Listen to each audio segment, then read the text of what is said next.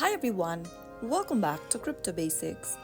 In this video, we will be learning how to download Atomic Wallet application on your iOS device.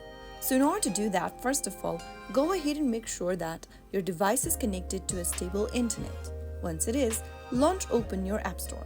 Go to the search box at the top and type in Atomic Wallet. Look for the Atomic Wallet app from Atomic Protocol System OU and tap on the Get or the Download button to start downloading Atomic Wallet on your iOS device. Now once you hit the Get or the Download button, wait for a few minutes, and once the application is installed, tap on Open to launch Open Atomic Wallet on your iOS device. Atomic Wallet is a popular cryptocurrency wallet that offers a user-friendly interface and supports a wide range of digital assets.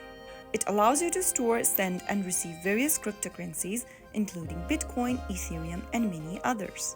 Now you can start creating a new wallet for your Atomic Wallet or restore a previous one from the backup easily and quickly. So that's how it's easily done. I hope the tutorial was helpful to you. If it was, go ahead and give us a thumbs up.